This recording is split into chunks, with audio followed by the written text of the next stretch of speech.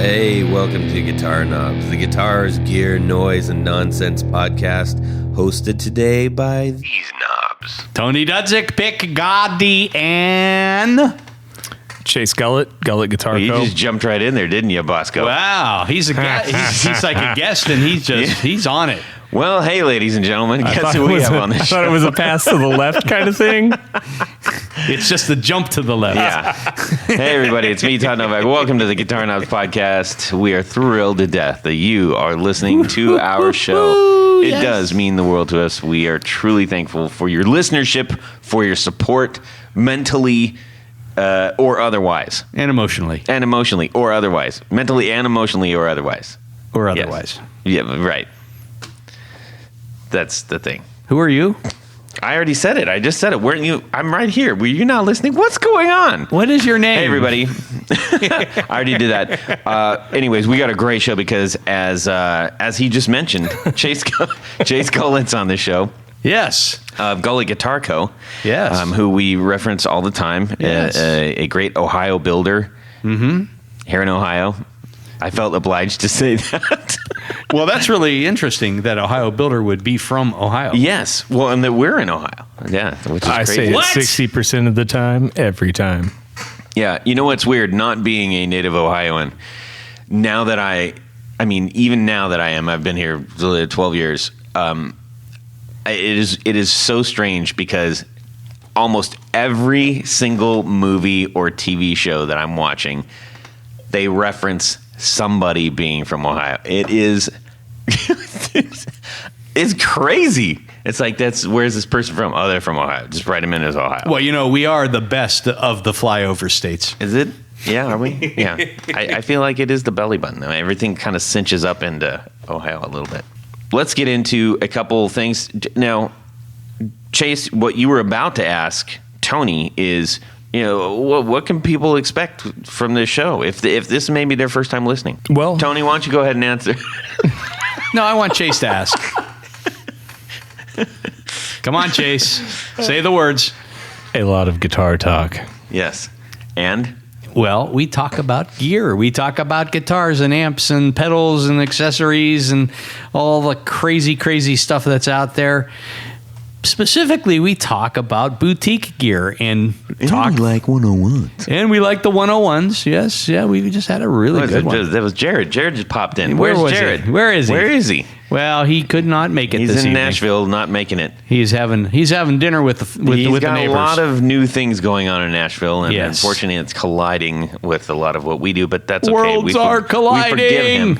And our boy Rob is still up to his eyeballs in amps he's a busy repairs. guy. Yep. Anyways, back Anyhow, to so you. we like to talk to the people that make this stuff. Yes. Those are the builders of the boutique gear. And tonight, of course, is a prime example because we have Chase Gullett. Yeah. And he is a builder Yes. of boutique guitars Yes. In Ohio. in Ohio. But we talk to people from all over the world. We like to, as Mick and the boys say, shine a light on the builders that might be as yet unknown, or everybody needs to know of them.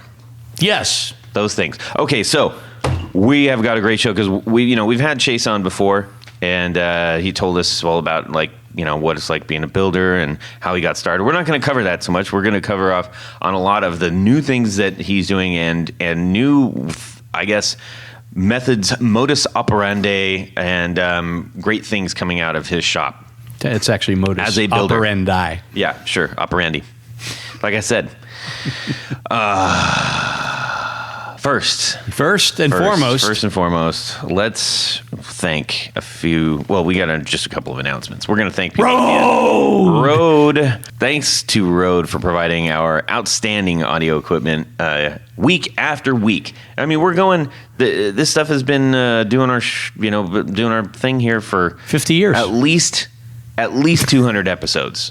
I'm pretty sure it's been at least 200 episodes. Easily. And this thing is flawless. It's beautiful. All of it is. It makes it easy. I mean, compared to, you remember the old spaghetti trap that we used to use? I do, but to our credit, we actually figured this out before they made it. Yes. But they did it better, far better, Yep. way better. Much more I'm convenient. not putting us at the same level. We accidentally came up with. Anyways. Yes. So thank you to Rode for that. All right. We also do want to do a quick shout out to Pedals for Ukraine. We had John Esterly and Zach from LA's Forever on last time, and they are part of this crew that is doing things. There is a large group of people involved in this. David Garrick from Effects Layouts hit me up first about it, and I'm just going to read off what they sent me because they do it better, and we'll talk about it real quick. We are a collective of effects pedal makers who have come together to raise money for humanitarian causes. Auctions are going on for handmade pedals from some very talented builders. Not only handmade pedals, but many of these are like one-offs or one series off. One of a kinds. One of a kinds even. Here's how it works. We've gone over the here's how it works. I think it's more important to know it's there, and then you can figure out how it works because that's kind of, Do we have a link from the website? You can go to Pedals for Ukraine on Instagram, and basically you'll be able to figure it out pretty easily once you get there. You can also email pedalsforukraine@gmail.com, and essentially you bid on the pedal, and the person that wins it, it's an auction, so the person that wins it will get the information. The most important thing, aside from you getting a fantastic handmade one-off, in many cases, pedal, is that these proceeds are going to 3 following charities. So they're not just, it's not going to some unknown place. They've chosen 3 of the highest rated, I guess, charities here. Yes. The World Central Kitchen. Great group. The USA for UN Relief Agency. Another great group. And Doctors Without Borders. A third great group. Yes, and what I like about this is that they are not all generalized agencies. These are the World Central Kitchen is feeding these people. The Doctors for Borders are helping these people who are no doubt suffering health crises on top of their worlds being turned upside down. And then the USA for UN Relief Agency provides everything in between. So Pedals for Ukraine, thank you so much to the builders in our community for putting this together. Go get yourself one of these pedals. Tony, you just got one. Yes, I got one from Mr. Esterly. Yes. And it's really cool. Yes. And I appreciate everybody doing that out there. And even if you can't or don't want to participate in this auction, help out any of those 3 organizations. Even a small donation would go a long, long way. Yes. All right, so let's find out what's going on in our music world this week, gentlemen. Tony Bolonsky is going to kick us off. I'm going to kick it off. Yes, kick it off. All right, Todd. So in my music world this week, it was inspired by Don Kloss from a couple episodes ago, and he was talking about, would you rather? Do you take an old Dan Electro convertible and either make it a wall hanger, or do you restore it, or what do you do with it? Yep. And I believe my response was I would restore it and play it through an amp and case. Right. So. What are the odds of you actually finding that? Like, you got that locally too, didn't you? No. It was. You didn't get that locally, did you? No. Yes, that's exactly what you meant.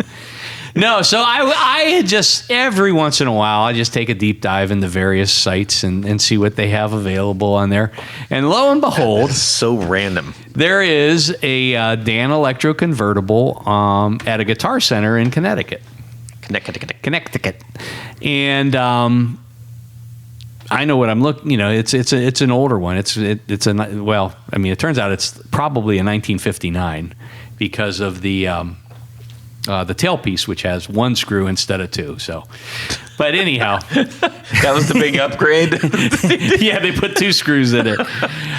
So I called over to Guitar Center in Connecticut, and.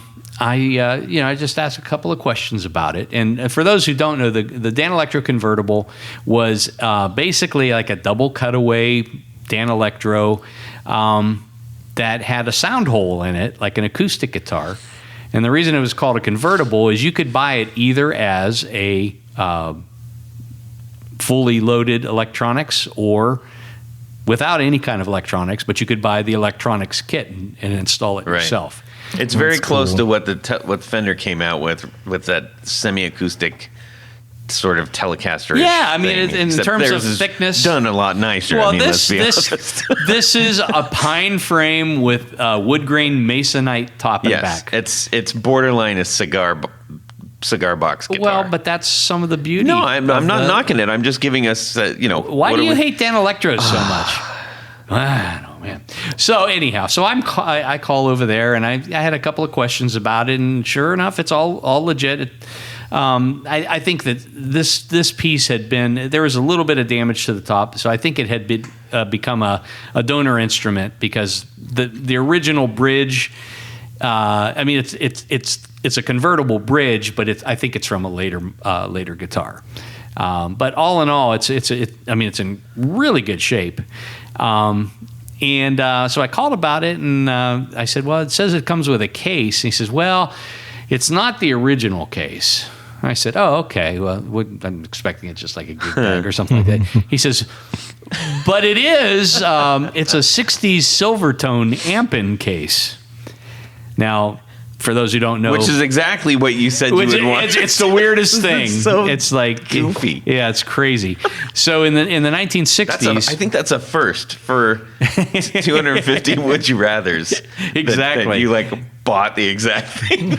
Yeah, I mean it's weird how it happened, but in the 1960s, Sears sold Silvertone branded Dan Electros, and they were the only ones to offer this. It was a hard case that had a built-in tube amplifier with a little 8-inch speaker, and it's it's not the best sounding amp, but it's actually really cool. For a novelty, you can think of it. factor, I mean, the it's sound pretty wise, it's kind of like a Vibrachamp, because it has tremolo built into it.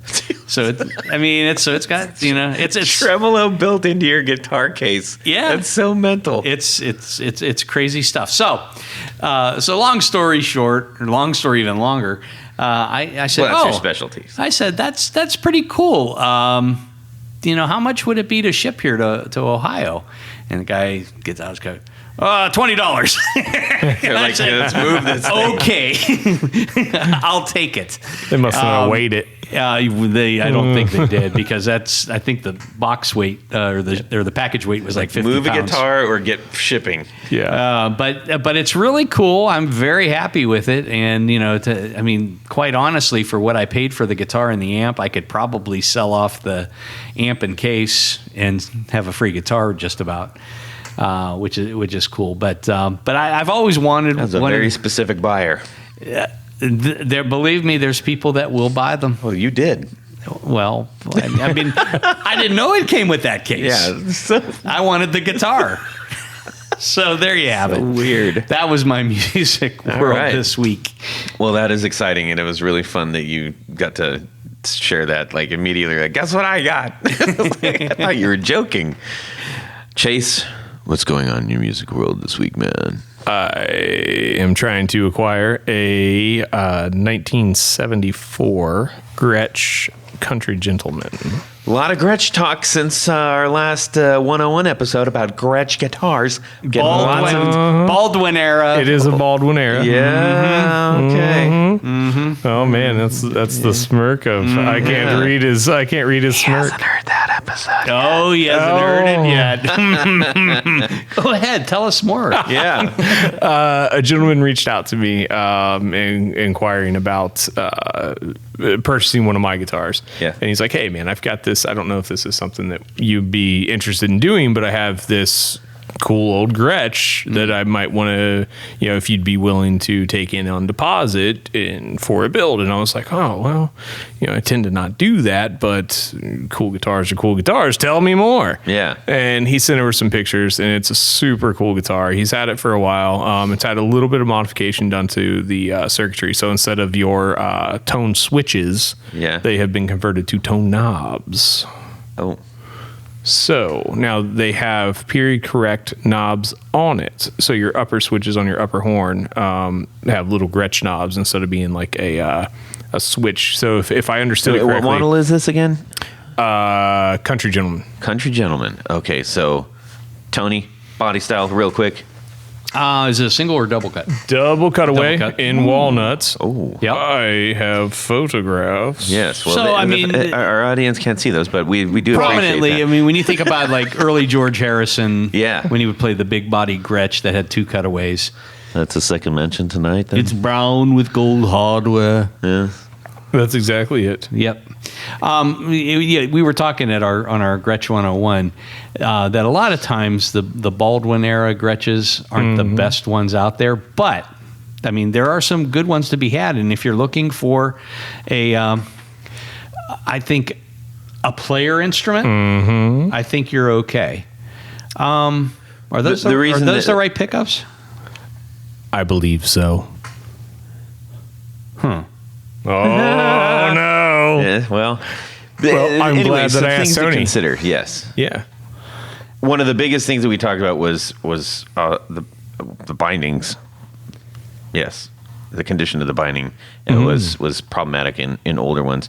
But Tony, yeah, hey, for those of you who might be interested in an old Gretsch or are trying to beef up your collection or just want to learn more about it, highly recommend. If you haven't listened already, the Gretsch 101. Tony just dumps some really great knowledge, and it was a fun episode to do. But anyways, back to the Gretsch. So I see what you're saying, where they took the upper switch. Actually, I think they took the master volume that should be back over on the lower bout, and they put probably the pickup selector switch there. Because normally you'd have the pickup selector and then a tone mud switch up on the top side, but now you've got 2 knobs up there. You've got the standby switch down below, so that basically is like a kill switch. Yep. Yeah, I mean, it's got the right 70s guard. So it's double cut, and is that, just in case people don't understand, are we talking about like, big like Brian Setzer style body? Is it 335 style body? 335. Yeah. Okay. More like a 335. Yeah. So no, that could be a cool piece. I mean, with the modifications, I mean, you could take it back if you really wanted to. Yeah. But if you're satisfied with how it's wired up, That's kind of the thing. It's one of those, I think it's cool. It reminds me of, I had this 69 335 that I had to get rid of when I first started my business because, working capital and things like that. And when I saw that, like, it got those juices flowing. I mean, it's obviously really not, beautiful guitar. not on par with being the same thing, but it's super cool. And I it think reminded me of that does quite that a have bit. hardware Does and that have everything. painted F-holes or? They are actual Real- F-holes. Yeah, those are real ones. Yeah. Yep. That's kind of which why is I cool. liked it. Yeah, the painted F-hole thing's not my bag. But the real F-holes, it comes with the case. It's cool. It's got all the bindings. It's got all the checking. It's a neat piece. I like that. So That sounds great, man. Yeah, that's that. I mean, that could be a really cool. Like I said, in terms of player instruments, I mean, I've owned several of the Baldwin era guitars myself, and by and large, I mean, they're okay. Well, the upside is I know a guy who's pretty good at setting things up and making them play pretty nice. Who is that? Yeah. Well, that's really cool. I like that. I'm just going to round this out. Everybody got new guitar stuff. Yeah. Or is looking at new guitar stuff. What's up in your world this week? Well, I finally got my Pure Salem Flying V. Ah, yes, you did. This is it's been an ongoing saga for everybody that ordered one, and most of all for Rick. I can only imagine the amount of email he's had to endure over this time because all those orders were put in just before everything got stuck in the port of Long Beach. Yep. And where containers of guitars and So those other were things, just sitting in they the were just ocean. sitting in then. the ocean for Oh, Well, they wow. were sitting on a boat. Yeah, They well, weren't in They the were not ocean. floating in the ocean. Wow. Okay. Yeah, and there's nothing anybody could do about it. So and these were, I know Rick was doing everything he could to get these to the people and time and trying to give updates and everything. And it's like I from what I heard, he said that everybody was extremely understanding, and that's good to hear because it's not his fault. Right. So, Oh man, it's been tough for everybody. And the it was last couple of years. such an incredible deal. oh too. my gosh. I mean, Yeah. that's Hey, everybody. Next time, just sign up for his email, because then you'll get like the notification of when they're going to do new pre-orders on some of the models that he does, specifically the Bruiser and the Cherry Bomb. The Bruiser is what I got. That's the Flying V style. And then the Cherry Bomb is his take on an Explorer. And honestly, it's a killer deal. And on top of it being a killer deal, it is a great guitar. I was absolutely thrilled with what I got. The build quality is really nice for that, especially for that price. I was very surprised, truly surprised at how good the fit and finish on everything was. The only thing I'm doing, and also it came with a gig bag, which I didn't even know. But I bought. I might take that like off your hard hands cases. if you're not going to use it. Yeah, no, that's totally cool. Yeah. Because you gave me a different gig bag for the Union Jack guitar. Oh no, I mean I'll pay you for it. Well, no, I'm not going to. Anyways, we're not going to have this conversation right now. How much you want for the gig bag? Today on Tradio. Yeah. No, actually, because I have my V. Yeah. And I bought a gig bag for that V that actually fits my 4005 bass. Oh. So Okay. Well, that's great. You can share that next time on your. He's talking about a Rickenbacker. I was like, man, 4005. I Damn, know. Tony's living in the future. I don't even know. He's so quick. Anyways, on Sweetwater, I ended up getting an Epiphone hard case. and it fits perfect. And it fits absolutely perfect. And that thing was like $100. Mm-hmm. And it is super high. It is really, really nice. I'll just put some stickers over the Epiphone thing, whatever. But I'm absolutely thrilled with it. I'm so excited. Nobody will steal it if it's in a case. Is it not pronounced Epiphany? It is not a pronounced Epiphany. Epiphony. Yes. Yeah. So, what I am doing Shout out to Andy Harrison there. Yeah, what I am doing to it is putting in some Brandon Wound pickups. Yep. And Tony is making me my gold sparkle pickup. Or so you think. Oh, I'm so excited. And I got a show coming up. There's the trade. Oh, perfect. Yes. Yes. I like that trade. That trade's good.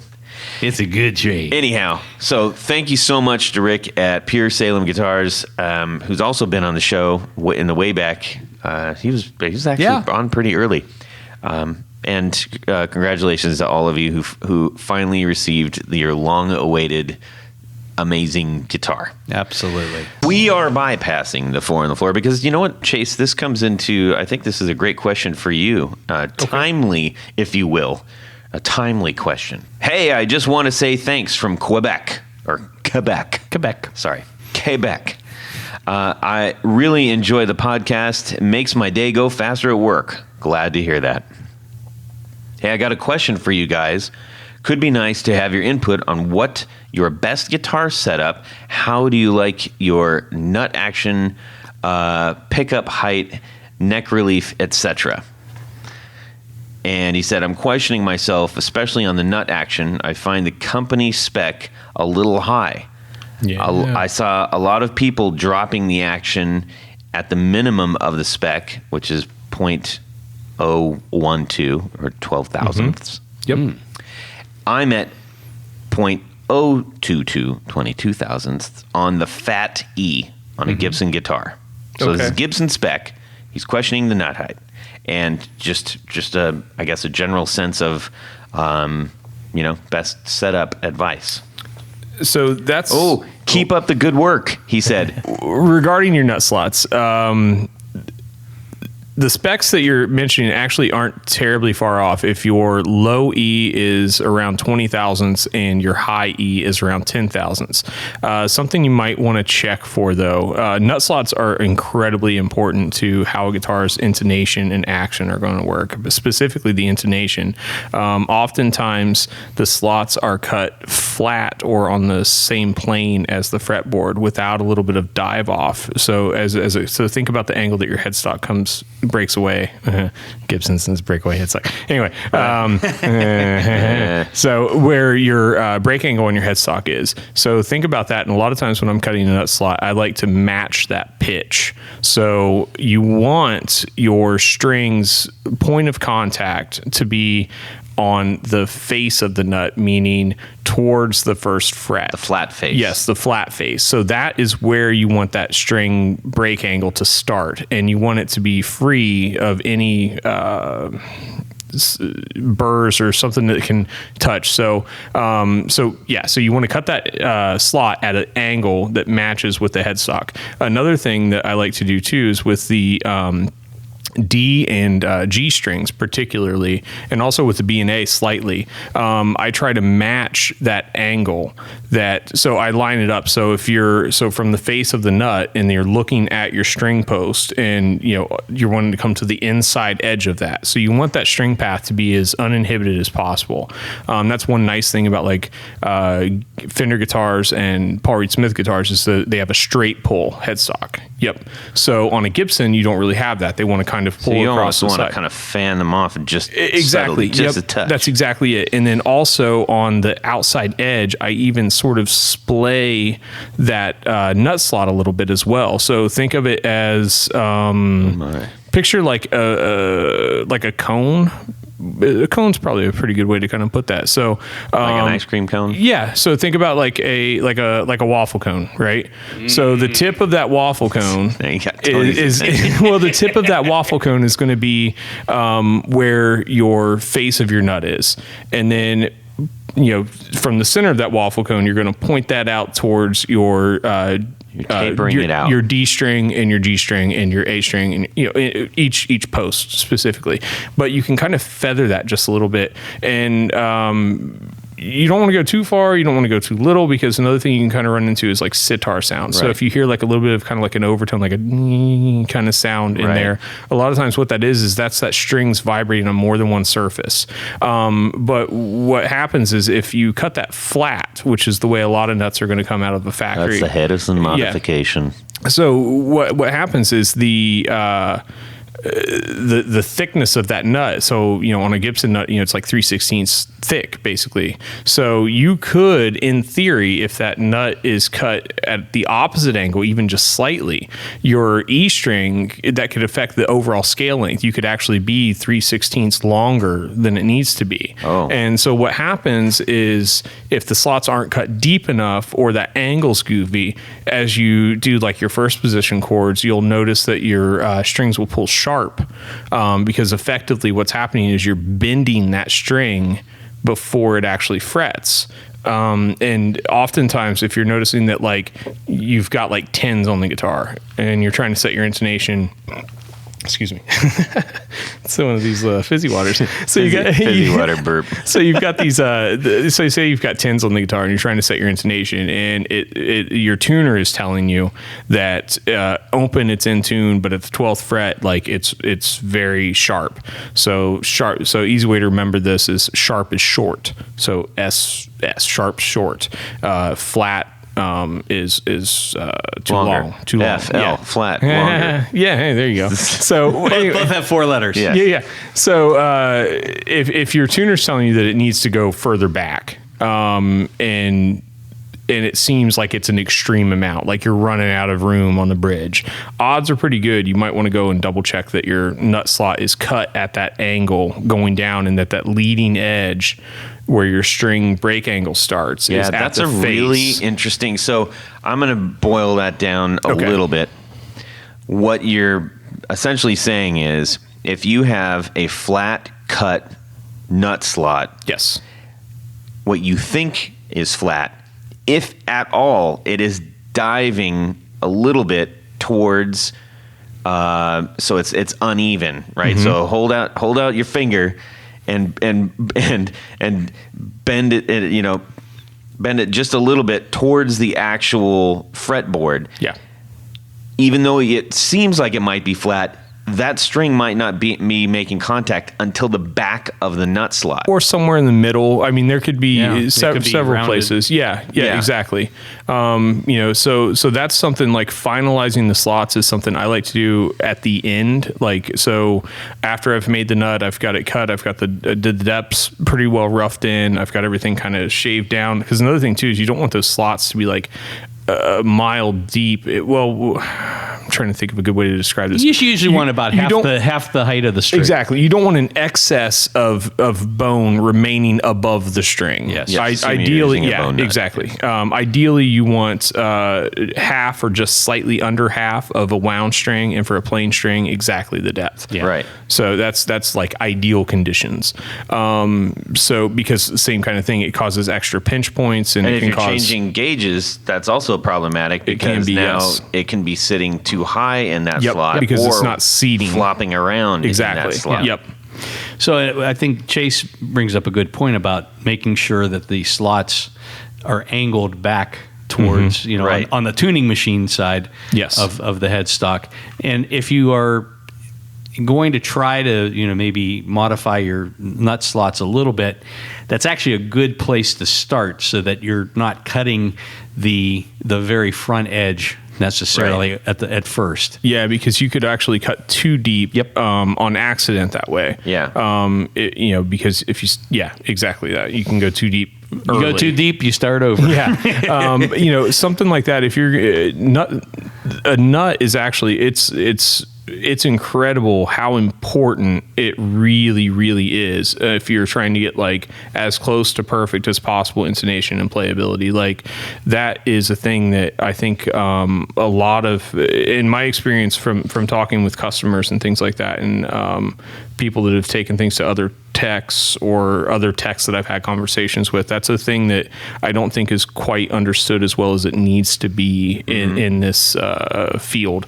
The nut slots are incredibly important. Yeah. And probably more often than not, you're seeing nuts that are too high. Too tall. Yeah, too tall. Yeah, too tall, or they'll pinch. Guys a lot of times will complain. They'll come in and they'll be like, hey, I've got this... pinch nut is the worst. It is. It's terrible. But they'll come in and they'll want new tuning machines. Like, this guitar won't stay in tune. It's got to be these tuning machines. And I'm like, it's pretty good. It's your nut slots, man. And they're like, no way, man. I had so-and-so fix it or whatever. And sure enough, you go through there, you go through and you just kind of clean those guys up, get your feeler gauges out, take a couple of measurements, set your feeler gauges in. It's like a guide. Actually, that's a great suggestion too. If somebody's wanting to do their own maintenance, invest in a cheap pair of micrometers, like dial calipers. You can get like the digital versions, so you can take those and you can pull like a measurement of how tall your first fret is and pull it from several spots. Don't just check one, because depending on how that fret level and dress or what kind of wear you've got on that, those frets can vary a few thousandths. So like your oftentimes the E sides, your extreme sides, tend to be slightly shorter than the middle. I think it might come down to when guys are dressing the edges of the frets. I'm not totally sure why that is the case, but oftentimes I'll find the middle of the first fret tends to be like 2 to 3 thousandths taller sometimes. Interesting. Just a weird occurrence. I don't know. Yeah. It's not always the case, but it happens occasionally. I lost my train of thought slightly. Well, even here. if you don't want to go, if you don't have access to it or want to get a micrometer, go to the auto parts store and get a set of feeler gauges. Yeah, sorry, that was it. So that these was are like $6 on. So that was the next Amazon. step. There is if you've got a little set of calipers, you can pick those up like $30, and you can pull a good reading on what your height is. Well, then from there you can get out your spark plug gauges. So just your feeler gauges that you'll get from the auto parts store. That's exactly what I use in the shop, just like Autocraft brand or whatever brand, brand X. But and then you can stack those to match what your fret height is, and then give it just a little bit. I like to give it a about couple thousandths, about 5 thousandths extra, because that gives you like a little bit of a buffer, and then Or take it to a professional and they'll do it for you. that's true. Yeah, that's true. Because that's the other thing too is I hear a lot about guys trying to use like welding nozzle cleaners and things to try to do these fret slots, and you really need a nice set of dedicated files that are the correct gauge to make sure There's that you're a getting... lot. There are many precision instruments that go into something that is seemingly innocuous. Yeah. Or just non-important. Now, I think good advice is if you have had a guitar for a while, or if you feel like, man, I want to kind of change my guitar up, I feel like treating myself, doing something different, That single upgrade is probably one of the best investments that you can make on your guitar. A well done bone nut can really change how your playing is, and it's a nice thing to do for your guitar. Well, the nut and also a professional fret level. That could be a Plek machine. It could be an experienced luthier that knows what they're doing and can level those. So think of that as like your foundation. So, the original question, the guy was asking about relief, and he was asking about action, string height, and things like that. So all of those things. So your tops of your frets being perfectly level with each other. And when I say level with each other, that's along this individual string path. I mentioned earlier there can be a variance. It could be a little tall. The frets could be slightly taller on the bass side versus the treble side. But the fact that they are level with one another along the string path is very important. Right. And then your nut slots, because that is your baseline. That's like your extreme. So with everything set at 0, neck, truss rods adjusted, the neck's perfectly flat. The slots are cut so that you have just enough clearance so that you're not getting any buzz there.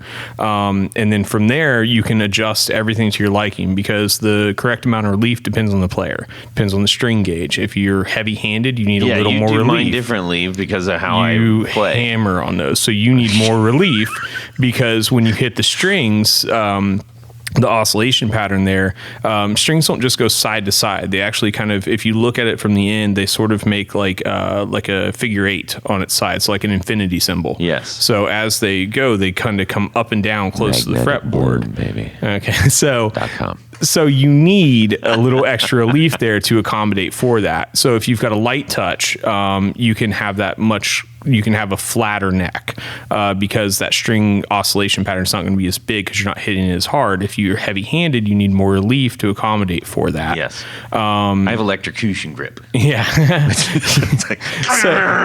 So if you're hitting the strings hard, you need more relief. So that relief factor is going to be based off of your playing style. Right. And it's not, we're not talking about like huge variances either. Yeah, no, it's like yeah. when you're adjusting it for some of my guitars, like it's really it's pretty minor, minimal, yeah, but it's making a big difference.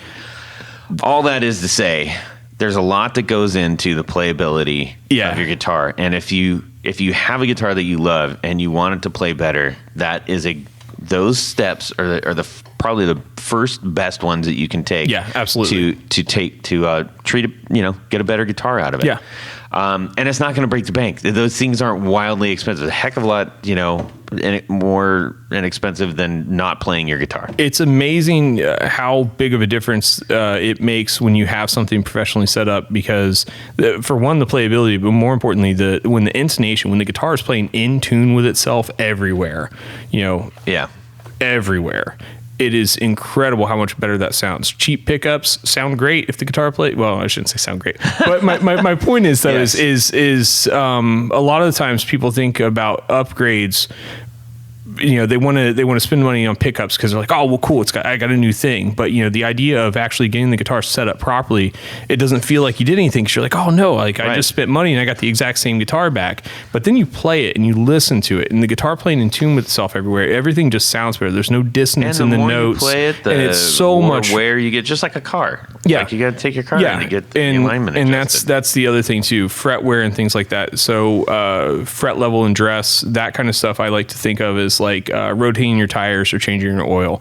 Every so often, when you start seeing flat spots, that's a great time to address that. Not waiting until you've dug giant gouges in, because at that point, when you've got these big gouges, a lot of times there's not enough material there on your frets. Exactly. Yeah. There's not enough material there that you can do a level and dress, and it's because they're so deep that you'd have to take off so much material with the rest of the frets. It doesn't make sense. But when you start seeing that wear, you start addressing it collectively, and then you level all the frets slightly, and then later on you get more wear, you level all the frets slightly, and you just kind of evenly wear that, and then that'll save you from like a more expensive refret or partial refret even. Excellent. Well, that was a very comprehensive pickup heights. He asked about pickup heights. That is, end user is the best way to set that. Listen to for me, I like to flip, I'll hit, like a G chord on the neck pickup, and then I'll flip it to the bridge and I'll hit them. And if one of them sounds much louder than the other one, I'll raise or lower one of those two pickups. Now, given you don't want to go to extremes where you're lowering it so much that the pickup wants to drop into the body, or it's your strings are slapping against the pickup, but it's amazing how different a guitar will sound too with just a couple millimeters of a height adjustment on a pickup, and that's a great thing for Also, the end user. depending on how hard you're playing. Yeah, well, it's a great thing for the end user to do with their own rig. Different amps are going to sound a little bit different with different guitars, and so that's something that's easy and fun to experiment with. I've got some guys that like their pickups, Strats particular. I've got two camps, guys that like them real high, and I've got guys that like them real low. I'm from the real low camp. I prefer that sound, but to each their own. It depends on what you like, and so that's a great thing for that. That's like an end user adjustment. That's and you're not going to ruin anything, No. and it can always be reversed. Yep. Unless you drop the pickup. Yeah, unless you drop the pickup in there, and then you got a little bit of a can of worms on your hands, but it's not bad. But the other thing, you just don't want to go too high with the pickups, because eventually, the string may not be actually touching the pickup body, but you can get it close enough. The magnetism can actually keep the strings from vibrating. Yeah, like they should. it'll deaden it. It'll try to stop it. Yes. Kill Also, your a sustain bit of an issue killer. with neck pickups often. So. No, you just get rid of them. Yeah, I'm dropping. Dropping them in the body. Oops. Anyways, We should talk about that sometime. One pickup guitars. That's a very common theme right now. It's been coming up quite a bit. Yeah. Anyways, thank you for a very comprehensive. Yeah, sorry, that was probably way more, and I got on tangent. Well, it's been a great podcast. Thanks for coming in, Chase. No, but you answered a lot of questions. I think we touched on a lot of elements that absolutely are constantly needing to be addressed. Not everybody knows that. And our audience, we've got new people coming in, who people are new to the guitar, people who have been playing guitar for years and may not even heard some of that stuff. So thank you for that. All right, we've got a lot to talk about with Chase, so let's get on with this. There's a lot going on with you right now, Chase. Often, first of all, where can people go, Tony, to see? I was just about to ask you to tell them that. First of all, Todd, where can people go to see what Chase is doing? That's a great question, Chase. Oh, I wanted to make sure I didn't jump the gun this time. You can go to gullettguitar.com. That is GULLETT. Double L, double T. Yes, just like mullet, but with a G. And an extra T. Oh, that's how you remember that. Yeah. Or are there two T's in mullet? I remember it from Charlotte's Web. The geese said double. Oh. G double L double E double T. Anyways. All right. Oh my gosh. Wow. I just really. Man. I'll have what he's having. That'll do, pig. Yeah. Or Gullett Guitar Co. on Instagram. Okay. Yes. Both of those. Yes. Yes. Beautiful instruments. Like really stunning stuff. So make sure you go check that out if you are not familiar with our friend Chase here. I'm sure many of you are, because I do, reference my weekly trips out at there. Least. He's like, man, it's going to take me to get to the studio. I'm like, man, I make that trip like every week. Anyways, That's true. He's here and we're grateful. I'm really excited for him to share, because he's doing so much. Since we had him on last, which was, I don't even know I can't remember what number that was. It was a while back. Yeah. And you've really, truly upped your game. You made some big moves in in solidifying the future of your company. And, as your friend, sometimes I was like, oh my gosh, dude, are you really going to do this? But you did, and it's like paying off in spades. I'm really excited for you to share the things that you're working on. It's been a lot of hard work and a lot of uncomfortableness that leads to growth. Basically, I was able to acquire quite a bit more space at the shop in Delaware, 27 West William Street, Suite C, Delaware, Ohio. Up and coming Main Street, Delaware, Ohio. indeed. But yeah, so we were able to acquire quite a bit more space back there. So we moved all of the building operations out there. Also built a showroom in the shop. So I have a small showroom there, which I say showroom because 3 months ago it was a showroom. And actually now, one of the steps that we are taking is... 3 months ago it was a drum room. Yeah, that is true. 3 months ago it was a drum room. But I am now working on some steps to turn it into a content creation room. So the idea is to have kind of a setup prepared. So when good playing gentlemen and gals want to come in and throw me a riff, everything is already ready to go. So we can just flip a switch, hit record, and create content for you guys. Right. What about bad playing guitarists? I do enough of that in the shop. Let's talk about your showroom. Oh, okay. Yeah. So the showroom is a very cool space. There is a lot of guitars, a lot of merch. I just got some new hats in. Todd got one of those. I think you guys are going to give one of those guys out. Yeah. Give it away after the show. Yeah, some new stickers, which is nice. But I've also expanded into trying to let go of the reins a little bit and have Gullett Guitar Co. just be like my guitars and my service and repair work, but actually try to open the doors up and bring in some other Ohio builders and outside of Ohio builders as well into the fold. And I've started that process with pedal makers. Yeah. So I've got everything that Mike from Native Audio makes in the shop now. And I just acquired everything that Earthquaker Devices also makes. Yes, the full line. The Just to be full clear, it's line. not all the inventory. No, not all the inventory. The full line of both of those makers. I mean, Earthquaker even sent me some coffee beans. It was kind of cool. I was like, wow. Yeah. Yeah, and you've Made got me a feel like couple, a a couple other builders that you've been... worked with Clifton Guitars, has a cool pedal that he has put out with Thimble Wasp, if I understand correctly. We've had Thimble Wasp on the show. And we've got that in the shop, and one of the bonfire boosts in there too, which is kind of a neat sort of clonish pedal. Yeah, very cool. But Excellent. yeah, all Ohio guys. So those are in there.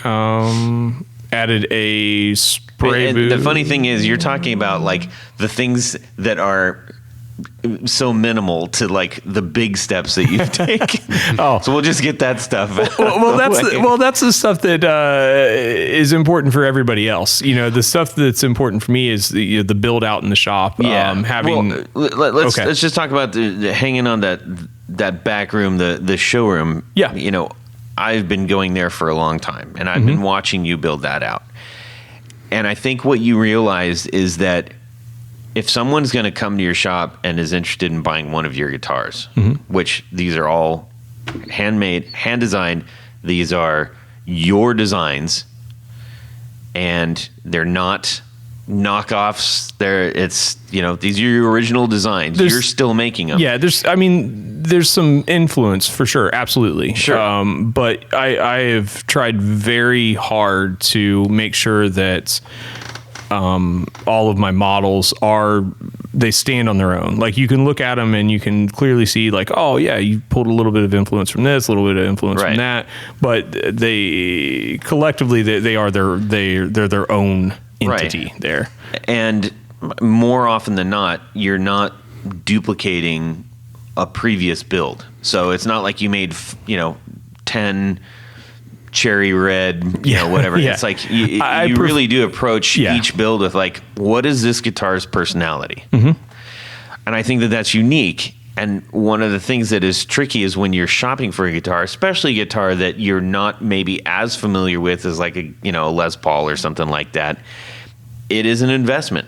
You're getting a handcrafted, extremely high quality instrument, and you don't want to come into your shop. This is the conversation that we had before when it looked like it's a giant wood shop. It's like you don't want to go, hey, let me drop some money on this fantastic guitar and leave covered in sawdust. Exactly. So you have a space where you can go back, check out any one of the guitars that you have available with the door shut, playing the amps in the back, and really get used to like, hey, is this what I want? What I want to change? I like this. Could you make me one that was this color? Could you make me one with different pickups or something like that? Most places you can't do that. You just simply can't do it. Not only because there's tons of people around and you don't want to plug in and play and all that stuff. The privacy thing. Yeah. But also, you don't have that direct connection to a builder who has the time to sit there and or the desire to be able to sit there and say, dude, I want to make you the best instrument you can dream up, I want to make the best instrument I can. Yeah. I mean, but yes. Yeah. Humble Chase is a super stinking humble guy. So legitimately, he makes some very, very fine stuff. So anyways, that I just wanted to communicate that about that back showroom, and it's fun because every time I go, he's, hey, oh, look what I did here, and that is not for him to pound his chest about. That's not why it's designed. He's truly designing this for people who want to buy his guitars, who are interested in finding out more about his work and his brand, and that brand is expanding beyond. Yes, it is. The great guitars. It is. And that is part of that kind of letting go of the reins sort of thing. So there's also some builders I've been working with to develop pickups and amps, and that is Zach and Steve. And those two guys have been crucial in helping me kind of expand into some other stuff. Zach from Brandon. Yeah, Zach from Brandon. Yep, and Steve from Sloan amps. And so we have been developing the Lux 18 model, which is a great combo amp. So we are using a 6v6 bass for the power section, 12AX7s in the preamp section. They're coming in at 18 watts, and it has this very usable gain stage and very usable mid sweep. Right. So you set everything just kind of at noon. We talked about like knobs at noon kind of vibe, and so everything kind of set from there gives you like a great baseline tone, and then you can kind of just start moving things around a little bit based on the guitar. And that's the other nice thing about that amp as well is it really gives you a transparency of what the guitar is doing. So if you plug in a Strat, it's got a different sound. It's bringing the Strat sound to the forefront. If you plug in a Les Paul, it's bringing the Les Paul to the forefront. And we've got some really great videos we've posted up of Zach from Brandon Wound doing some demos, and it's some demos with Les Paul's, Strats, some of I think he's got a Daytona and a Cobra in there with some pickups that he wound in there as well. So I think one thing I want to point out, first of all, you just slid into that like it was no big deal, like you're doing your amps. I'll get to that in a second, but I want to touch on that. You mentioned it being I think you said transparency. It might be something like that. There's a different. There are amps out there that are, I guess you could say, almost clinical in their delivery. If you think it's like it is a no sound amp, and almost like you're going direct into something, it's because you can hear your guitar because it doesn't have any character. This is not the case. It has character, but it does such a great job. And part of that, and I want to publicly thank you for letting me in on this. Like I kind of stumbled in. I was like, hey, I'm going to come down and shop. He's like, cool, Steve's here. And I was like, who's Steve? And I show up and he's like, yeah, I think I'm going to do an amp. And we sat there and worked on that, on getting the tone for well over an hour. Oh, it was hours and a couple of visits. And a couple of, It was different cabs, different speakers, different circuits. But the thing that we put on the thing that we later kind of landed on was, turn it on, everything at noon, it should sound absolutely money. Mm-hmm. And when I first plugged into that amp, after you got it back and we did it, I was like, wow, that's exactly what we were going for, right? And I'm so glad that you were able to get to that point. Yeah. And that's the nice thing about the people that I've been able to work with. And Zach's the same way with pickups too. It's one of those things that these guys are just a wealth of knowledge with what they're doing, and I can articulate what I want to have happen, but I don't have the skill set. I get a little out of my depth. I understand the basics of it, but I get a little bit out of my depth. I would not be able to design the pickup or design the amp circuit. But the fight that you have is that you that I want to. Yeah, it's sort 100%. Of yeah, you've known me long enough. If you own a motorcycle, you should know how to fix it. Exactly. It's going to have to happen. That's exactly it. But that's something else that you and I have talked about in great detail in the past. Well, and that was the thing. I've wanted to do pickups and amps for probably close to 5 years. And I kind of had come to terms that if I was going to 100% design these, it was just never going to come to fruition. I only have so much time, and stick with what you know. I'm excellent at I'm pretty darn good at building guitars. And these guys are excellent in their fields. And the thing was being able to partner up with them and team up with them to create something really, really great, and it's that we're all incredibly proud of. Yeah. Oh, absolutely. Yeah. It's been really cool. It's been neat in a way, growing my team in that sense, and we're all very pleased with the products that we've been putting out. So very cool indeed.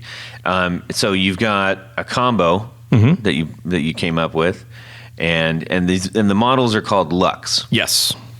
And you were kind of going for the. Well, tell them about the kind of look that you were going for. I've got a little bit of a soft spot for like some of the old hi-fi stuff, the old Marantz receivers and things like that, and hot rods. Yeah, and hot rods, absolutely. Yeah. So my good friend Todd here helped me out with taking a lot of pencil sketches where I would draw things out on like a whiteboard or on paper and send things over to him, and he and I worked together very closely on a lot of the design elements for the faceplate and the badging. And we had a lot of late night conversations of, well, that's cool you want to do it that way, but I really want to do it this way. And we're good enough friends, and we respect each other tremendously, and so it's good that we can have people like that can help out. So thank you, Todd. That's very sure. But yeah. So you got the combo. Yes, the combo, and we just did our first head unit as well. Right. We also have extension cabs. So there are more chassis in production right now. We are just awaiting some trainings coming from Hayboyer.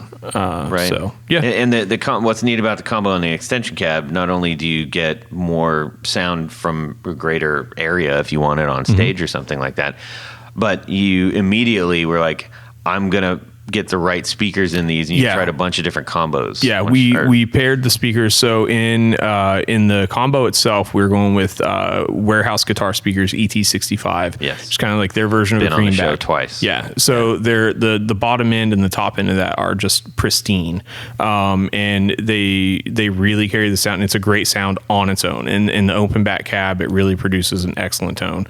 And then for the sealed back cab, the extension cab, we opted for the Invader 50, and those two speakers pair together so well because the Invader 50 has these nice creamy mids to it. So the punchiness of the bottom end and the top end that you're getting with the ET65 paired up with that smoothed out mids of the Invader, like the tone of those two together is just it's perfection. It just sounds incredible. On the takes that Zach and I did too, we had both cabs mic'd up individually, and we could do like A/Bs, and it's so nice because you hear them together. So you guys are in studio, so you get that, like, you want to layer your sounds, and the way that those layer together it's perfect. They sound really, really good. Killer.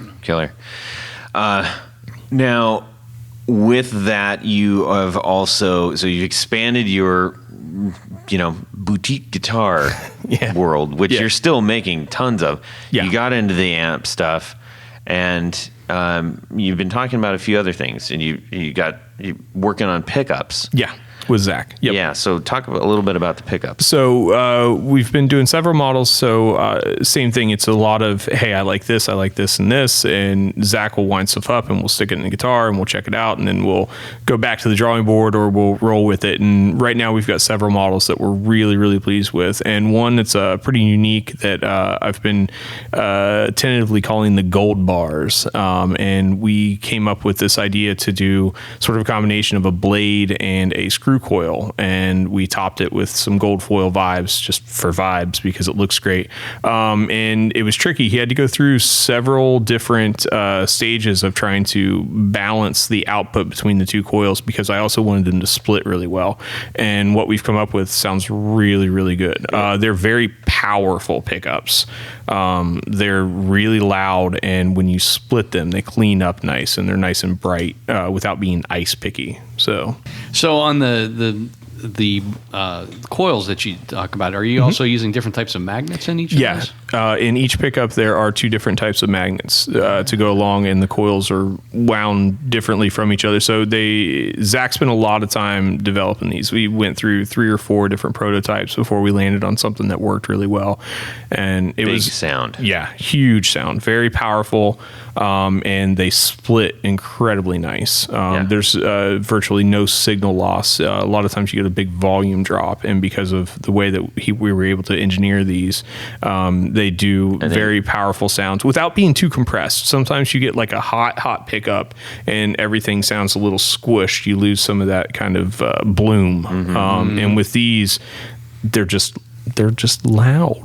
You know, they're very powerful and still clean. They look awesome too. Yeah, I mean, they've got a cool, very cool look. Yeah, they're very cool. And to the best of my knowledge, I think we're the only people doing this combination the way that we're doing it. Yeah. Other guys have blended bars and rods before in the past, but the way that the particular formula that we've got, I don't think there's anyone else in the market right now doing it that way. Have you considered putting in like a rotary switch? Like some of the Paul Reed Smith models have a rotary switch, which actually, I mean, you can pick the two outside coils, the inside coils. That's like getting in a Frank Zappa tab. I mean, it's very complicated, but if you wire the switch right, it's really not all that difficult. It's absolutely something. It's not something that we've experimented with yet, but it is something that we can do. Yeah, I mean, you take full advantage, I think, of each individual coil at that point.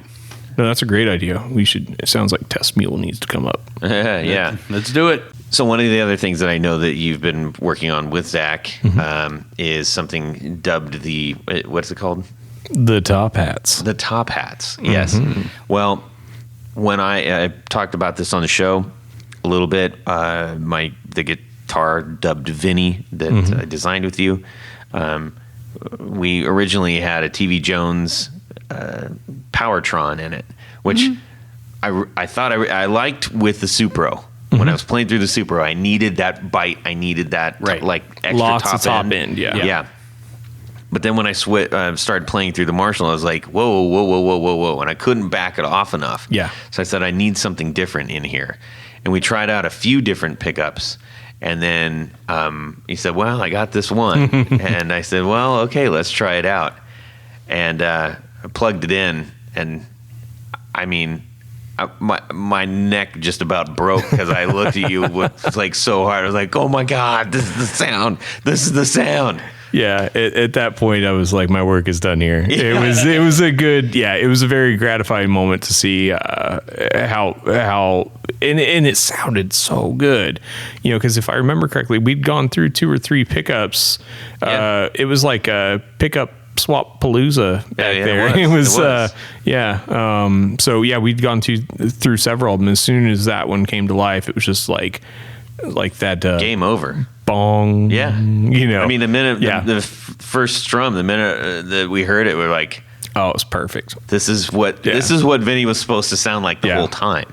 Yeah. You know, so it was like Vinny got his voice. Yeah. No, anyway, it was great. That was super exciting for me because I and this goes back to what we were talking about with your shop. Is like you're really getting a bespoke experience from beginning to end, and that was the first time that I've ever really felt like I had that kind of experience for anything, and so it was extra special to me because I was like, wow, I'm getting the top shelf treatment Well, and yours was super cool too, because which is something that I don't normally do, but you were able to actually bring your own drawings in, and like you were like, hey, this is the shape, and so that was a lot of fun too. Well, I shouldn't say that was a lot of fun. That was an interesting experience. I don't know that I would do that. I don't think we could have done that if we weren't friends.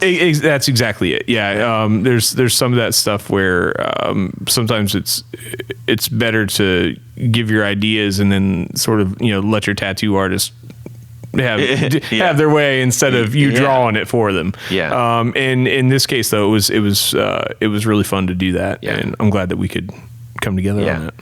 But if you want a Gullett guitar, then that's what you're going to get. You're not doing a whole lot of one-off custom. There's a pretty big menu there too. That said, I can and do absolutely like full-blown custom builds. It's whatever you want. But within that, sometimes I still have to sort of like, builder's choice card comes down. There's certain things like because at the end of the day, my wife and I have this thing called chocolate covered lobster faces. Right. So chocolate covered lobster face. Yes. So what that is that's when you go to the grocery store and you're starving. And you leave and you've bought all kinds of stuff that makes no sense at all because all of it sounds good. And that's kind of the thing that can get you into trouble when you're working That's my with salad bar analogy. Yeah. So if you're working with somebody, you got like 10 pounds of pine nuts on top of it, and you're like, why do I even have this? Yeah. Fruit Jello doesn't belong on a Italian salad. Exactly. Yes, it does. Tony will eat it. It's the only salad I'll eat. But that's kind of the thing. Occasionally, you kind of got to reel some people back in. It's like, that's cool, but if we do all of that, all of a sudden, none of these really cool things stand out anymore. All the chrome makes some chrome not cool. Yeah. So it's kind of that sort of vibe. But overall though, I do very much enjoy kind of working with people to kind of bring their vision to life, and I like bringing my stuff to life. Yeah, but that's the nice thing about working with you on the line of guitars that you create. You have you've got a wide array of shapes, styles, purposes, the whole 9 yards. Yeah. And within that, you're not locked into, you get red, black, or white. No. It's like, the sky's the limit on, start with a foundation model. That's exactly it. And then, really anything is possible after that. Yeah. Right now I've got a Daytona build that a customer, we had talked about it initially. They talked about wanting to do like a T model kind of thing, and I was like, oh, okay, it's kind of like a Telecast. Yeah, exactly. And we were kind of okay, I'm kind of into it, but I'd prefer to do something else. And the more we talked, I was like, what about doing a Daytona? So, which is one of my models. Yeah. And the thing is he was like, yeah, but I kind of want to do tops and stuff. And I'm not seeing. I was like, yeah, we can do a top. So this is kind of a fun build we're doing right now. So what we're doing is he has a family property, and they fell a walnut tree years ago, and so he literally brought in some bark still on it, walnut that he had for years and years and years sitting, and brought that in, and I milled it up and split it into some tops, and it's got some beautiful, wonderful figure in it. Very nice, like curl, and it was the way that the pattern of it kind of sort of comes into a V. It was very complimentary for the body shape too. So what we're doing is we're doing a swamp ash body with this walnut from his family's property that we've now capped, and we did all the carves on it. So with the Daytona model, it's you can nudge it in more of like a slab body, or all the German carves, all the belly cuts, all the forearm cuts. And so with his, we opted for all the carves. So what's nice is with that top, I can do some of the stuff that I do with the Challenger models, where you leave some exposed edges. You can do sort of like within the German carves, we do similar to like the bevel style paint schemes, where you can have several multi-tones and, natural edges, bursts on just the tops. It really opens up a lot of possibilities. There's a lot of tons opportunity of it, for small detail. Exactly. Add bindings. Creation. I mean, all of it really is, you pick a platform and then pretty much anything can kind of go from there. So it's going to be a fun build. I'm excited about it. So, I mean, I know you stay really busy with all your builds and now your amp line and all the other fun stuff. But, I mean, what else do you do in the shop? So we're pretty much full service for repair work. I do a lot of setups. We do pickup swaps. We build wiring harnesses, neck resets, fret levels, refrets, all of it. And then most recently, I part of the expansion of the shop, I invested in a very nice spray booth, and having everything in one location now has been a game changer for that. My spray booth before was not excellent. It was make do with what you got kind of thing. Well, but that's one of the neat things about your journey as a builder and a business owner. When I first started connecting with you, I'd drive out to your house. It was like a and shack. You're like, hey, man. come to my shop, and it was a double wide double wide garage that. Everything was in there, and you were doing it all. And then you're like, "Hey, I'm spraying guitars," and it looked like you could have been, doing some kind of weird bad stuff because it was just like plastic line shenanigans all over. I'm like, what are you cutting up back here? Dexter. Yeah, very much. Yeah, very much makeshift. But the bummer part about that is that, and it was weird. As a creator of things myself, I always ended up feeling bad for you when I left, because I was like, this is a guy that's doing everything he can, working who knows how many hours, trying to craft the best product that he can with his skills, which he's got fantastic skills. And no matter how good his skills are or how good his ideas are, he's constantly being challenged and hampered by his environment. So you're spraying. You were originally spraying guitars in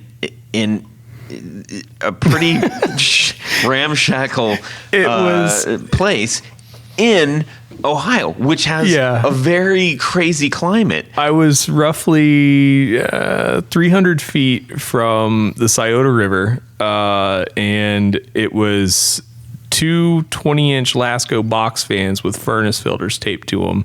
Yeah. And an open air booth. So if you caught a big wind, dust, leaves, someone everything. opened the door, it's game over. Exactly. Yeah. If it's wintertime, you're not doing anything because it's too cold for stuff to cure. There's like 2 weeks in the year that you could actually spray stuff. I found out the hard way that whatever is in a bee's stinger is repellent to lacquer, because I had one fly into my spray path once and hit the finish and then drug all through this nice gloss black. So it was one of those things, and that was it. There was like this massive struggle bus like early on. Right. And it was exactly that. It was unfortunate because of that, because it wasn't that I was doing bad work. It was that the environment was just beating me up left and right. And so I made a really large purchase recently, and we added a very nice marathon finish booth to the shop, and so now the finishes are coming out better than they've ever been. They're beautiful. They're perfect, and so I'm incredibly pleased with that. It's increased my production time, it's decreased my production time, but it's also opened up a lot of capabilities because I can now spray year round. So that's another thing that I've started offering now too, is refinish work for gentlemen. I've had one local musician's brought me several EVH bodies recently that I've just done a few resprays on, and I've actually got 2 more in there I'm supposed to do some clear work on right now. So you're able to experiment and stuff too, which is cool. Yeah. So it's great. It's really nice. I can come, because with spray work, a lot of times there's a ton of downtime, and waiting on stuff to flash off, giving stuff a little bit of cure time before you can kind of come back to it. So what's nice is I can go over and do some work in the evening, let it sit overnight, come in the morning, spray again, and then go and do some work, and then go back in the afternoon and spray. So it's really nice. It lets me get a lot done through the week. But yeah, that's the other thing that we've been able to add to the repair shop is finish finishing services, because there's not a ton of people that I'm aware of that are doing very high quality finishes in the area. Akron, you've got Lays up there. Joel does incredible work. Just really good work up there. And Denny Kopp does some great work too. But both those guys are really, really far north. And I think in central Ohio, to the best of my knowledge, the only other guy that was doing any finish work has recently closed up shop. Yeah. So you guys need finish work. Yeah. You know where to come I now. know a guy. Yeah, I know a guy. Yeah. So Actually, I might take you up on that. I've got a project that's been sitting at my shop for the last umpteen years. I love and hate those projects. I'm gonna repaint Vinny. No, I'm just kidding. Yeah, all right. He's into green guitars You've already now. done everything else. No, we're gonna weight relief Vinny now is what we're actually doing. That's Yeah. gonna be fun. Yeah. Well, anyways, so much fantastic stuff, and I'm truly am really proud of you, man. And thank you very much. Legitimately, Yeah, absolutely. I'm very proud of the progress that you've made, and these decisions aren't like, oh, I'm a big giant businessman, I'm just going to make these. No, man, if those all decisions in. don't go Yeah. right, man, it is catastrophic to your livelihood. Yeah, it sinks the battleship, man. Yeah. And it is humbling sometimes. And also, man, it feels surreal. Occasionally, like, I'll be finishing up, it'll be it's a lot later than it should be. Sometimes it'll be 10:30, 11 o'clock, and I'm shutting the lights off, unplugging the compressor, and you look around, and then I think back to Ostrander in the garage, and thinking back, that place had literally one circuit for the entire thing, and it was also tied to the kitchen in the house, and the breaker was in the basement of the house. So I'd be out there working in the winter, I'd have a heater going or something, and then I'd kick on like a heat gun to do some binding. Next thing you know, it's pitch black everywhere, and I've got to walk out through the snow into the basement and come back out, and it's just so thinking back of where that stuff came from, and how much I thought I knew, and how knowing now how little I actually did, and seeing where stuff's come. I'm humbled, and I'm incredibly grateful for all the people that have kind of stuck with me and helped me get to this spot, of recognize what I've done and have been there to help out, and it's been great. Awesome. I'm a very lucky man that my hard work's been able to pay off. So Fantastic. Well, all right. The next thing that we got to do that makes sense is swing by Jared's unoccupied house and find out what's going on. I haven't went toilet paper in since I was a kid. Was I not supposed to mention that yet? No, this is Tony, why don't you just go ahead? Todd. Yes, I do. Very well. I'm glad you do. At this point of the show, this is the apparently, I'm told by Jared, that this is the most popular part of the show. It's debatable, but go. But according to Jared. I think it's actually between that and 4 on the Floor. Yeah. But Jared would say it's this. Yeah, Jared would. Because That's what he gets to do. it's this segment we like to call Would You Rather? It's awful. Yeah, sorry. Yeah. Apologies. Yeah. So this one comes from our good friend Gregory Randall, who's one of our newest executive producers. Exactly. He loves the podcast, and he says it always lifts me up and makes me laugh and teaches me something new. It's like a Bette Midler song. Wind beneath my wings. Yes, Jared is the wind beneath our wings. In many ways.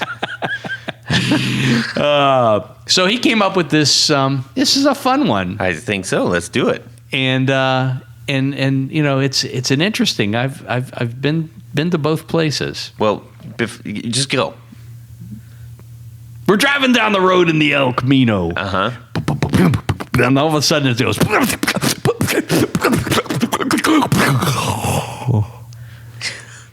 You okay? We done run out of gas. Oh, man. Oh my goodness. Now, I mean, nobody puts a gas can in their car anymore. No. I mean, way back when I was a kid, you had a quart of oil, you had a gas can. And a broomstick to check how much gas is in your car. Oh, I forgot about that. I had that. That's very nice. I usually just use a match. Yeah. So the only thing that you have to put gas in is your guitar case. What? That's what it says. So you go down, you walk. I mean, luckily the gas station isn't too far down the road, but you go there and you get dirty looks from the guy that's inside, but you fill up your guitar case with gasoline. Okay. Now, I don't recommend trying this at home. This is like one of those weird like Instagram things where you see people filling up garbage bags full of gasoline. This is like a Tide Pod challenge, man. I'll tell you what I do. I go sit and wait for the tow truck at the drop in. Well, that would be you, Yes. but you're not allowed in the El Camino. All right. Yeah, but Cooter's gone for the weekend. He's on vacation. So you got this guitar case full of gasoline and you're sloshing back to the old El Camino when along comes a benevolent, rich person in a car. Oh my. And he realizes, he stops and says, "What's going on, dude?" So I go, "I've got the guitar case full of gas, man. I got to get the El Camino going." Yeah. Well, he says, "You know what? I've had a very great life. Yes. And I want to make your day a little better. Uh-huh. First, we're going to call the tow truck." He's going to help you carry the... He said, "Take that case, just throw it off to the side. Yes. We'll get some gas brought out to you." Okay. And secondly, he wants to say an all-expense-paid trip to two legendary guitar shops. Oh my. And that includes airfare, one-night stay, and he's going to buy you one thing out of that store. Boy, oh boy. Now, to be so lucky. yes, well, this is a benevolent person. Yes. So the two stores, because he likes guitars too, Yeah. and he likes El Caminos. So he wants to send he's you, benevolent. and he's benevolent. So he wants to either send you to Grun Guitars Ooh. in Nashville, Uh-huh. or Norman's Rare Guitars in Tarzana, California. Yes. Yes. Now, you don't have time to check the internet to see what they have in stock. He's saying, "Dude, jump in. We're going to get you to the airport. You pick whether you want to go to California or Nashville, and you go to that store and you pick something out." So the would you rather is, which would you rather go to, and what would you get? Oh, jeez. I just snorted. He snorted. Now, when you think about it, both of these places are known for incredible vintage gear. Yes. Honestly, I've never been invited into George Grun's private upstairs in the new location, but I'm told that it is quite the treasure trove, and of course, Norman's has anything you could ever want. Oh boy, this is really tough. Jared, you are so sad you missed this one. Holy mackerel. So, all right. So would you rather you going to Grun's or you're going to Norman's? And you got to pick one thing. a guitar. And what are you going to pick? Okay. Tanya? Yes? You're going to go ahead and lead this off. I think both Jason and I are going like, what's Tony going to do? I believe, as much as I love Grun guitars, I think I'm going to go to Norman's because, I think out of the two, they both have incredible collections of vintage instruments. But I think a lot of the West Coast players have gone there. They've gone to Norman's. They've gone to Grun's, I'm sure too. But I would say I'm going to Norman's. And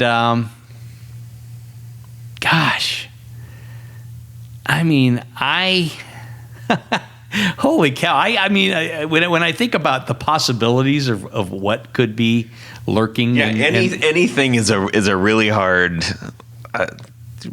I mean, if money is no object, I don't think money is an object. It apparently is not. I mean, I try to find a really, really nice light 58 or 59 Les Paul standard.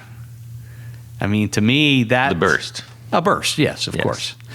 I mean, but then I also thought about, an old, 58 Explorer or a 58V, or I mean, there's so many things that you could really find. But I think in terms of a utility instrument, I mean, it's tough to beat a Les Paul standard. So that's what I'll find, and I'll be happy. And then I'll have a new case with it so that I can fill that up with gasoline. All right. Chase, what are you doing? I'm going to Norms. Yeah. My reasoning behind this is because we're in Ohio and I can drive fairly easily to Grooms. That's a day trip. 2-day trip. No. 6 hours. That's what, well. You must drive really slow. You got to have some barbecue while you're down there, too. Is that, you've got the Amish horse and buggy, right? Well, the last time I did a Nashville trip, though, we were in Rosie, the big diesel van. So she doesn't like to go much past 70. I gotcha. So, yeah, the time was a little long on that last trip. But, yeah, so I would go to Norm's. And a guitar I would love to try to find is an Arnold Hoyer map guitar. Oh, yeah. Yeah.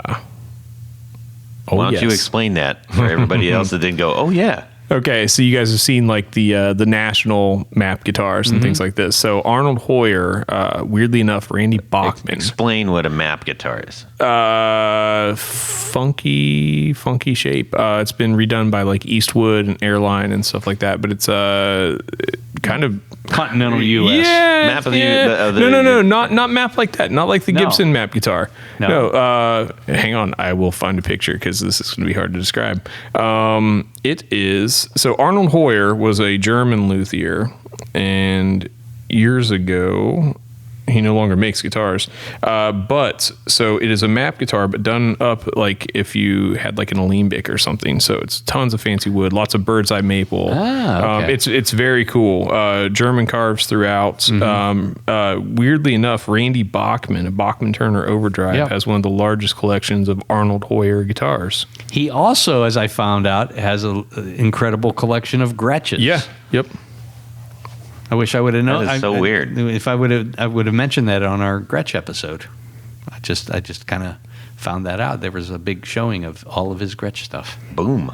This is a Hoyer. Oh, wow. Right. Okay, that is Find me another one of those. Yeah. Okay. All right.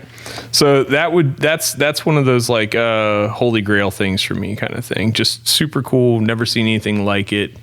And I think that's a very cool. I think if there was somebody that would make something similar now, it'd probably be like TK Smith or something.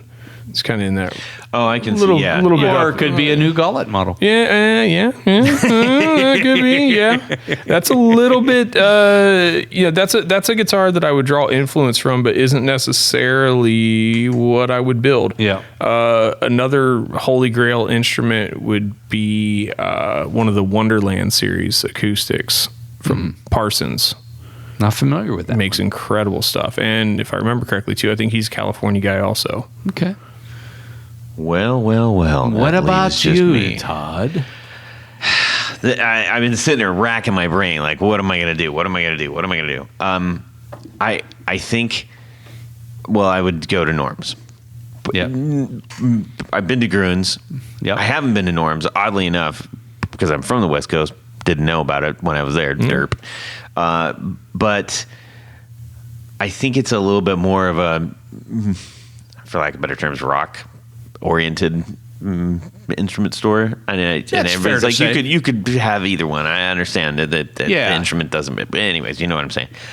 And I think what I would love to get is I would get a black Gibson Les Paul, vintage Gibson Les Paul with the with the staple P90s. Oh yeah. Oh, so like I don't know what it is about that, but I just like I love. Was that 54? It would be early. Yeah. Yeah, It's an early, 50, Yeah. 52, So 54. I would look for that. I don't know why that particular thing intrigues me, but I mean, that's the only thing I've. So you want a Les Paul custom 2 pickup with staple pickups? Yeah, I think that would be pretty rad. You know what's interesting about those? No. The tops and the backs are both mahogany, whereas typically the Les Paul would have a mahogany back with a maple top. Oh. The Les Paul Customs, the early ones especially, had mahogany all the way through. Interesting. And that's why sometimes they can sound a little bit better. Well, I think that would be pretty special because I will never in a million years, I'll probably never even get to own, an old Les Paul at all. So that would be the thing that I would do. I weirdly don't like Les Pauls. I don't think that's weird. I don't like the way that they sit because I sit and play a lot now. Okay. And I don't hold my guitar in like a classical position. So I'm right-handed and I set the bout on my right leg, and I feel like nonstop with Les Pauls, man. I feel like the whole thing's just trying to fall off my leg. I weirdly would rather sit with a Flying V than a Les Paul. Yeah, I wouldn't sit. Or an Explorer. I wouldn't sit. Explorers are very comfortable guitars to play. Yeah. Yep. Surprisingly. Yeah. Anyways, I think I'd probably do that. Oh, that's cool. Yeah. My second, if that wasn't available, I know this wasn't a thing, but if that wasn't available, I would get myself a black Falcon. Yeah, there you go. Yeah, I think that would be, but just because it's an old one that I've never possibly. Yeah, I think a black Falcon would be pretty sweet. That would be cool.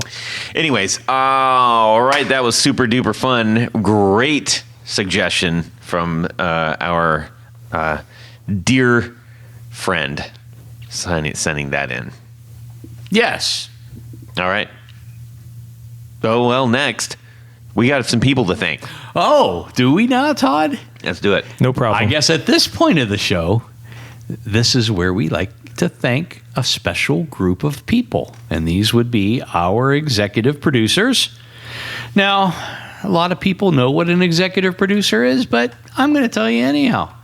Executive producers make this podcast possible. They are patrons, sponsors of this very podcast. How can you become one? Oh, you just go over to patreon.com/The Guitar Knobs and check out a couple of different levels in which you can participate. Become, a sponsor, a patron of this podcast.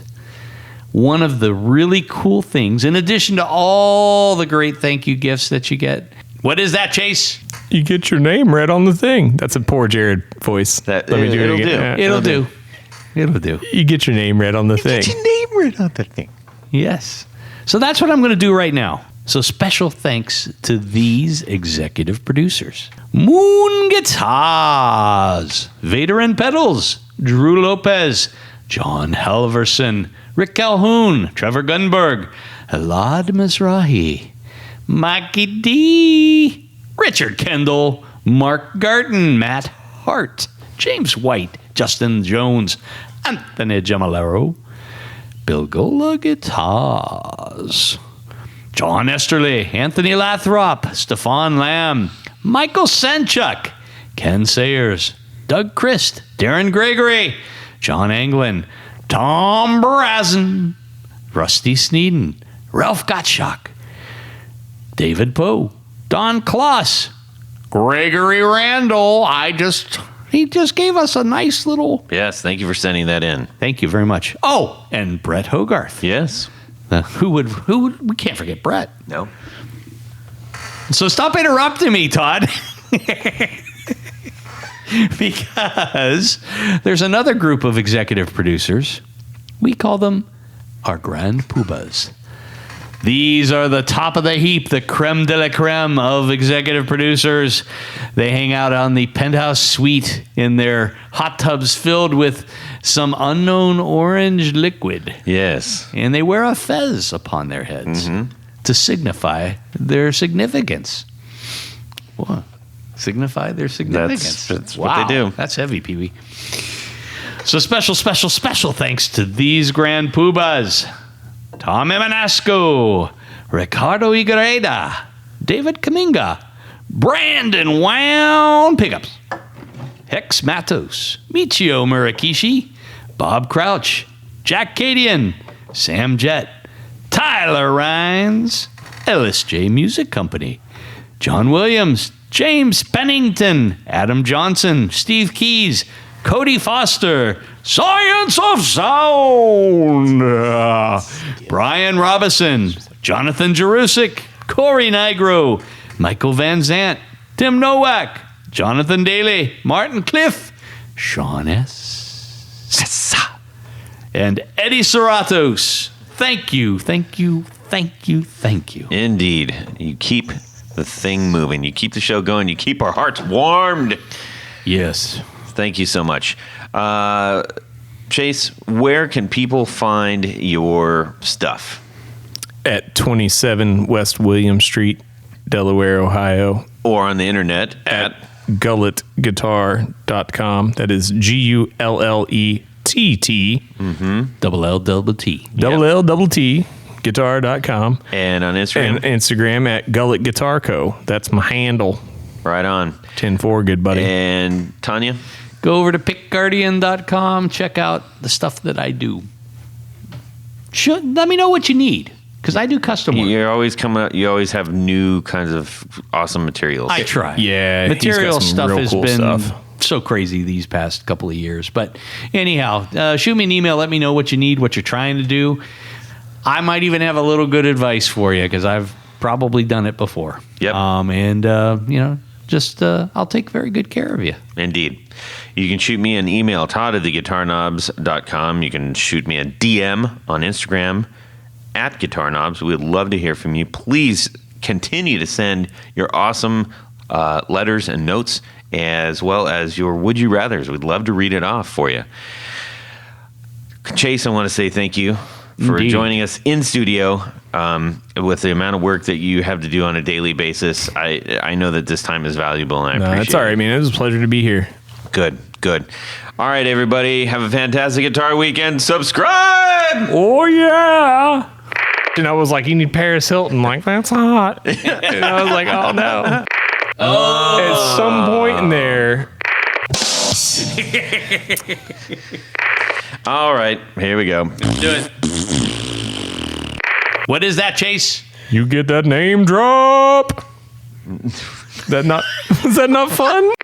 You swarthy bastard. You foul-mouthed sailor. Yes. It's It's a different animal. It's a different animal. Yeah, it's weird and wonderful. Okay. I just shut it, Tony. We'd be out Tony! of here. We'd be out of here by 10 Tony! o'clock. Hey, I've got a moment of panic real Oh quick. man. I don't What? know if I locked the car. You better go lock that. I better go It'll be lock on that. blocks and I'm serious. yeah. You got a bag of crack in the back? Inverness green is the color of Of my true love's teeth in the morning. I'm already 5 ba-dump bumps in. You gonna use that name drop? That was such a good name drop. We could do them both. It was so good.